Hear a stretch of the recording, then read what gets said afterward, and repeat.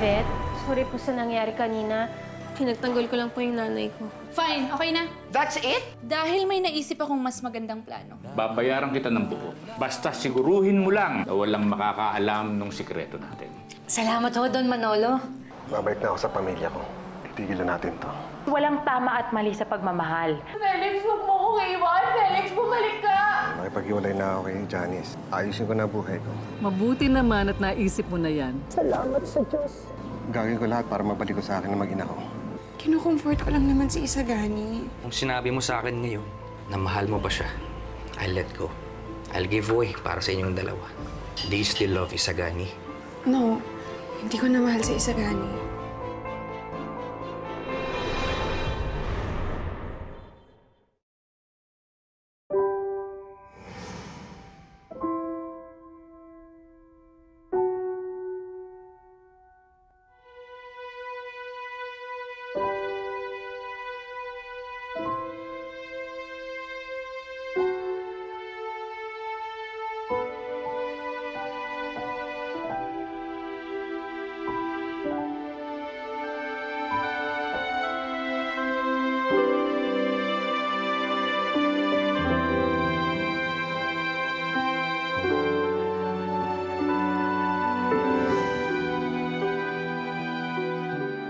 Baka dapat kalimutan ko na si Lynette. Masaya na siya kasama si Noah.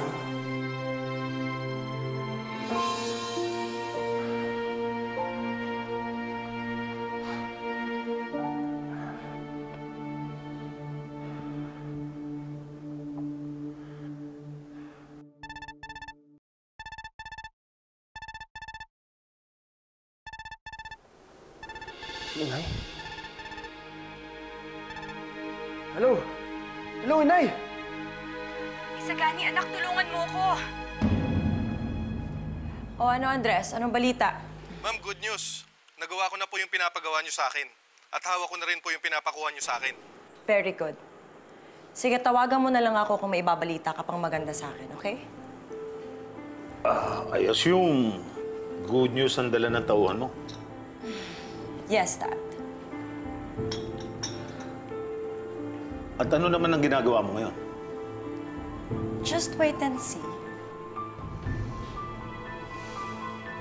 Inay! Nasaan ba kayo? Ano nangyari sa inyo? Hindi ko din alam, anak. Tulungan mo ko. Nay!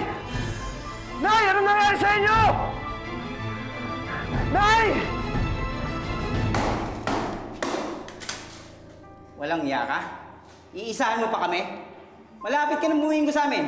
Ilang beses mo na kami sinubukang takasan. Sa susunod na mahuli kitang tumatawag sa kahit sino, sa bungo mo diretso bala ko. Bakit di ba kasi ako kinikidnap? Wala na ba kaming pera? Wala kaming pambayad ng ransom sa inyo. Hindi pera ang kailangan namin sa'yo. Inutos lang sa amin to ni Ma'am. Kaya para walang gulo, huwag kang pasaway. Sino si Ma'am? Anong atraso ko sa kanya? Ba't niya ako pinapakidnap? Ano? May na ba yan? Tara na! Hoy! Sino nagpakidnap sa akin? Sabihin niyo! Sino?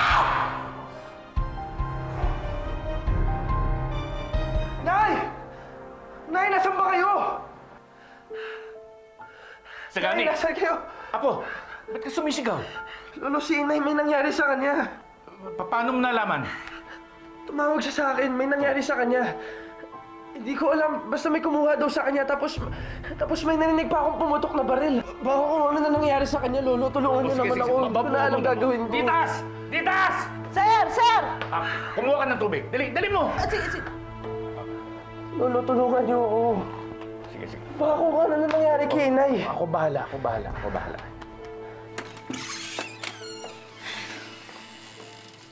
Noah, salamat sa pagsundo mo sa amin doon, ha? Wala akong problema, tita.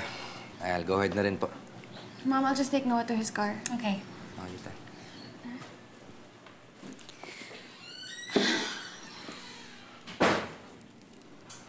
Ma, may sasabihin ako sa'yo. Ano na naman? Kung problema lang yan, please, huwag na muna. Kasi masaya ako ngayon eh. Binayaran na ako ni Don Manolo. Ma, ganyan talaga kasama ang tingin mo sa akin, no? Well, hindi ako ang source ng problema ngayon. Kung hindi, ang magaling mong anak. Ay nako, Yvette, stop this! Kung magsisinungaling ka na naman, ayoko na makinig sa'yo. Fine, kung ayaw mo, edi wag. Hahayaan ko na lang itong sumabog. Para wala ka nang magawa kapag nakuha na niya si Lynette. Ano ibig mo sabihin? Sino kukuha kay Lynette? Si Aling Amparin. Dahil siya ang nanay ni Lynette. Ano? Yes, ma. Dahil si Aling Amparin ang totoong mami ni Lynette.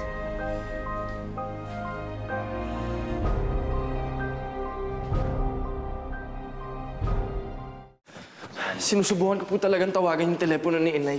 Pero hindi ko po siya makontak. Baka naman po na nangyari sa kanya. Wala ba nasabi si Luming? Nakita ba niya kung saan siya dinala? Wala po eh. Robert, tinawag ko na kay General yung sitwasyon. Magpapadala raw siya dito ng mga tauhan para tumulong. Wala pa bang tumatawag para sa ransom? Maliban sa nakuha ang tawag ni Isagani kay Luming, wala pang ibang tumatawag. Baka kailangan tawagan natin si Aling Pilar. Baka doon tumawag ang mga kidnappers. Dad, pakiusap po. Nagmamakaawa na po ako sa inyo. Iligtas niyo po kami. Tulungan niyo po si Inay. Anak, hindi mo kailangan magmakaawa. Kung kailangan bayaran ko, lahat babayaran ko. Ibabalik ko sa iyo ang nanay mo. Buong buo. Huwag kang matakot. Tama sinabi ng dati mo. Hindi problema yung pera. Kahit pa nasunugan tayo, makakaasa ka sa amin dahil pamilya mo rin kami. Gusto mo bang ako na tumawag kay Felix? Pati kay Aling Pilar? Ako na lang po, Dad. Kausapin ko na lang po sila. Sandali lang po.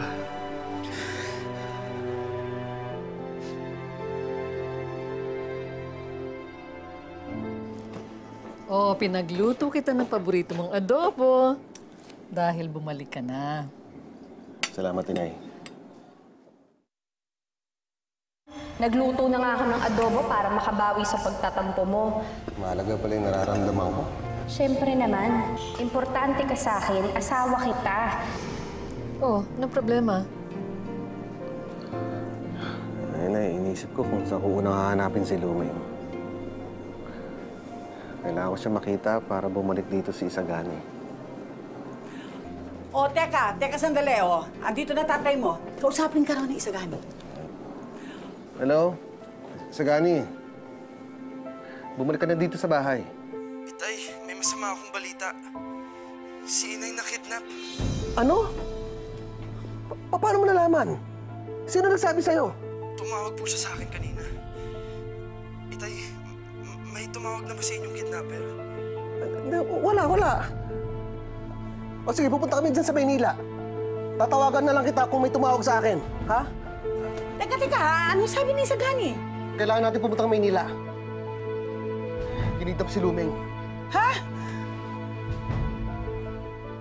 Nakausap na ni Isagani si na Aling Pilar. Wala raw tumatawag na kidnappers eh. Nagulat nga sila na nakidnap pala si Luming.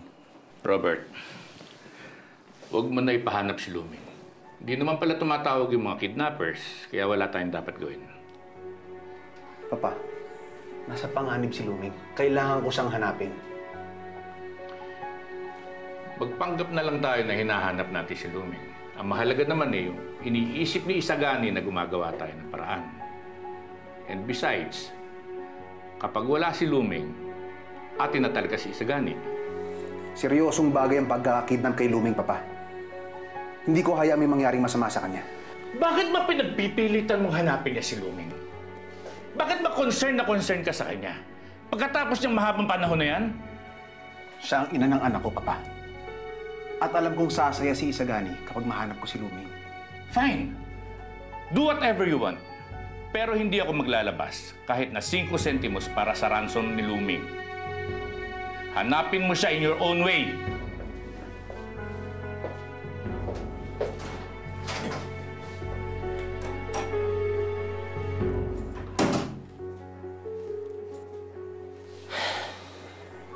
biglaan na naman ang nangyari. Sa tingin mo, sino bang papakidnap kay Luming? Stella. Siya lang ang pwede may pala nito. Tama ka. Siya lang naman ay may malaking galit kay Luming eh. Hindi nakakapagtakang kaya niyang saktan si Luming.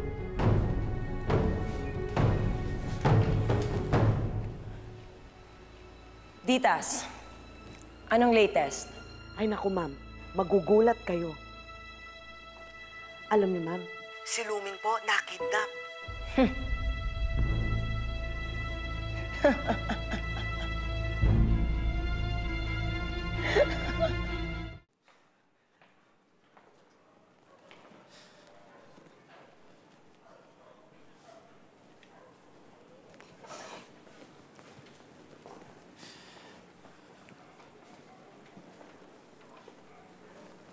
Sagani.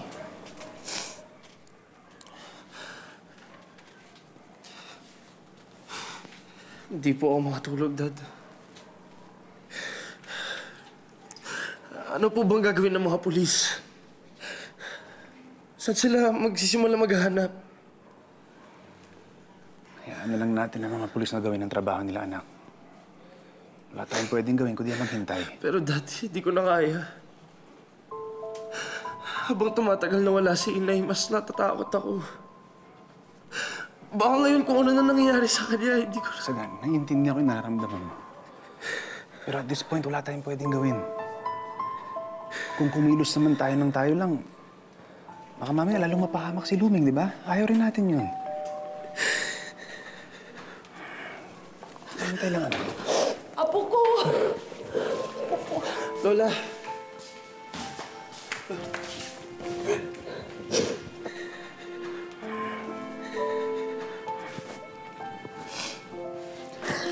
Bakit naman kinidnap ang nanay mo? Ano nangyari? Wala naman tayong pera. Ang dami namang mayayaman dyan. Bakit siya pa ang kinidnap?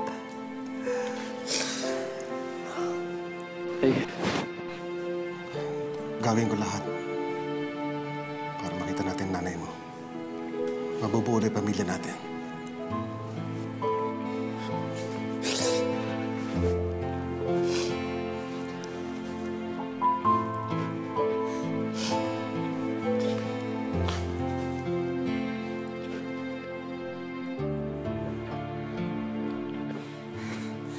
Mommy, rinig ko kay Amparin.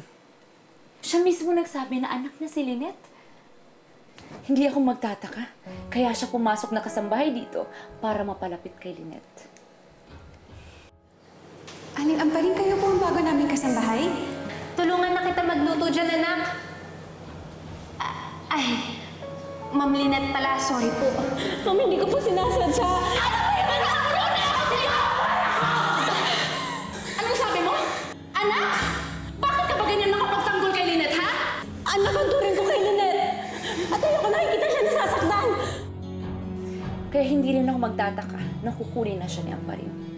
Hindi niya magagawa yan. Hindi ko ibibigay si Lynette. Mami, why not? Di ba nga, bayad ka na ng buo ni Don Manolo. Mami, ibigay mo na si Lynette kay Amparin. Hindi na natin kailangan magpanggap na pamilya ng babaeng yun. Hindi. Ayoko. Hindi ko ibibigay si Lynette. Why not? Mami, problema lang sila sa atin. Don't tell me mahal mo na siya. Don't tell me mahal mo na si Lynette. If you really love her, you should let her go. Hiniram mo lang siya, Mami. Gamit lang siya para sa'yo. Kaya dapat hindi mo siya minahal. Ayoko. Problema lang sila, Mami. If I were you, palalayasin ko na si Amparin at Lynette.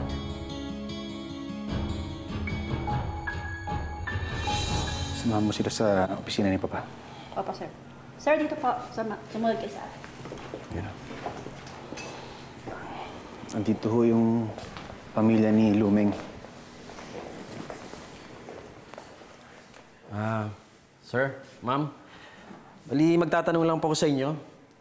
May kilala po ba kayong pwedeng kumidap kay Aling Iluminada? Diyos ko naman, wala po kaming kagalit. Ang mga Quintana, pero dati pa yon. Tapos na yun ngayon. Mabait ang anak ko. Wala siyang sinasagasaang tao.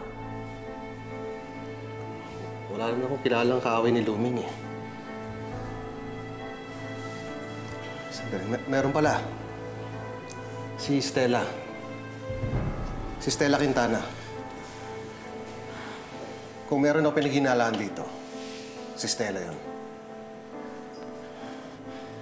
Maraming beses na rin po kami pinagtangka ni Ma'am Stella. Kaya sumasangayon po ako kay Itay.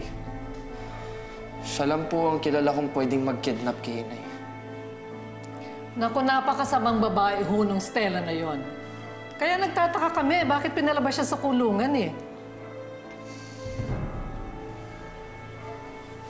Kahit ako, Felix. Si Stella rin ang pinaghihinalaan ko.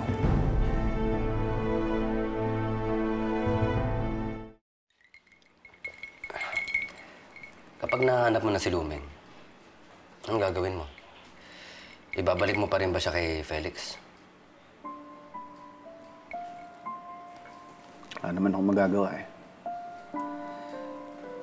Kahit masakit. Kahit ayoko. Gusto ko lang maging masaya si Isagani. Kaya hanapin ko si Luming. Kahit bumalik pa siya kay Felix o hindi. Alam mo, ang lakas ng tama mo. Hanggang ngayon eh. Stella? I heard what happened. Kawawa ka naman. Nasunugan ka na nga. Nawawala pa si Luming. Hindi ka na talaga magiging masaya, Robert. That's your karma for leaving me. Stella. Stella! Sama mo ko. Pupunta na si Stella. Tara. Bakit? Ano gagawin natin doon? Ibabalik ko si Luming. Robert, hindi pwede. Pag pinuntahan mo yan, maghihinalay, lalo lang mapapahamak si... Samahan mo ko. Tara na! Robert! Kung hindi mo mahal si Noah, bakit sinabi mong mahal mo siya? Nakakalimutan mo na si Isagani. Dahil yun ang tama, Aling Amparing. Kailangan kalimutan ko na si Isagani. Hindi na kami pwede.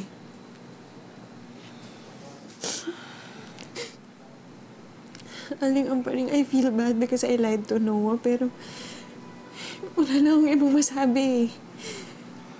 Aling Amparing, ang ipokrita ko ba?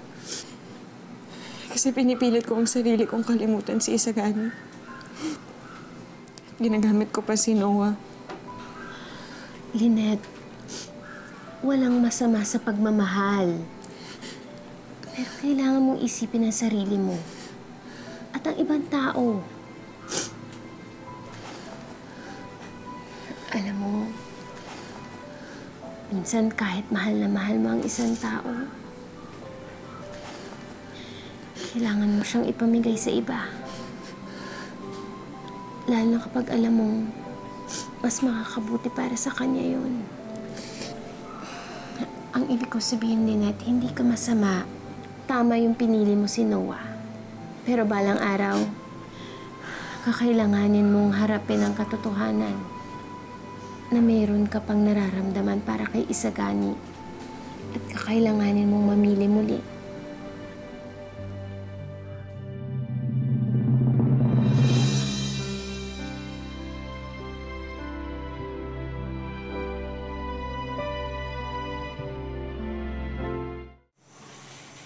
Sama-sama ako.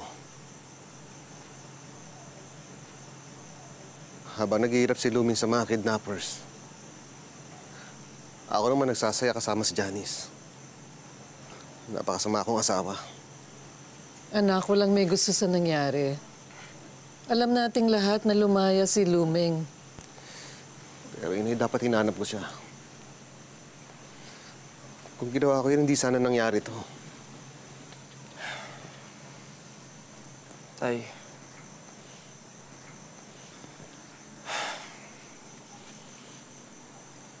niyo na po sisihin sarili niyo.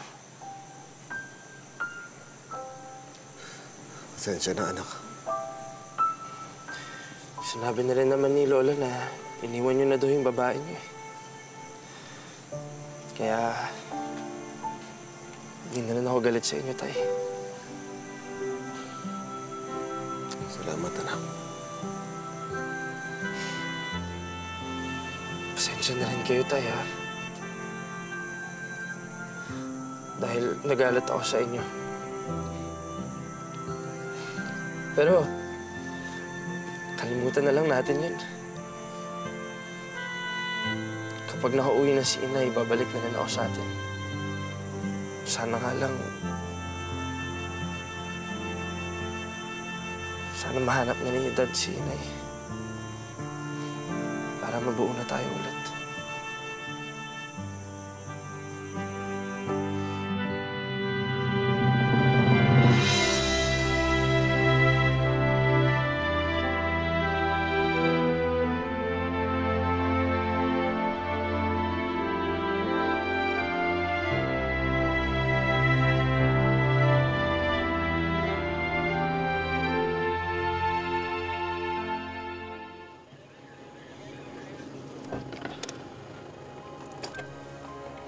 Ano nang balak mo?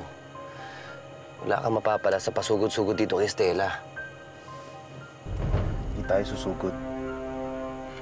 Magmamanman lang tayo. Babantayan ko si Stella. Sigurado na akong siya kumuha kay Lumeng. Kaya kahit maghintay tayo dito magdamag, gagawin natin. Pakawalan niyo na ako! Parang hawa niyo na! Pakawalan niyo na ako! Pakawalan niyo na ako!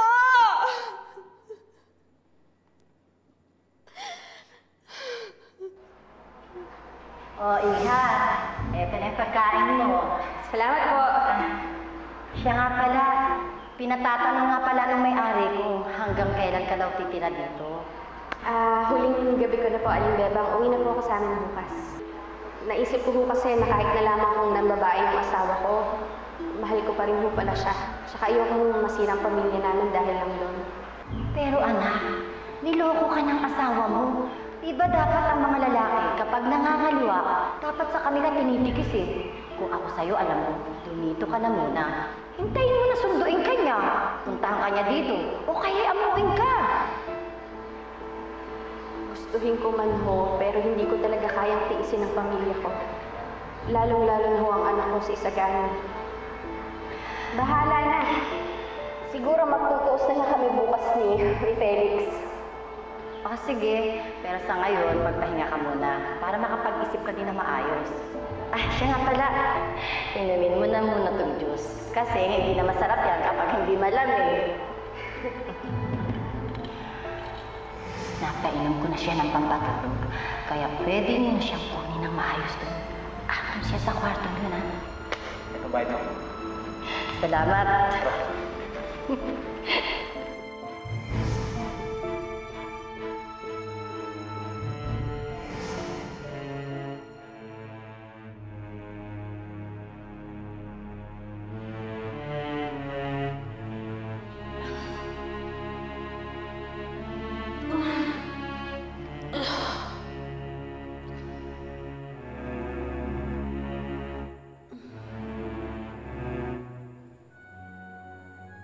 Aling Bebang?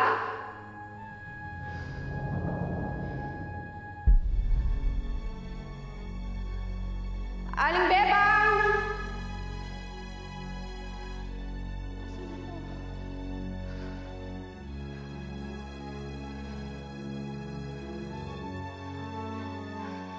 Aling Bebang!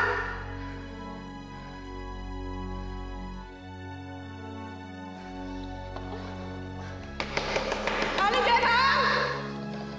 Aling Bebang! Aling Bebang! Buksan niyo na! Aling Bebang!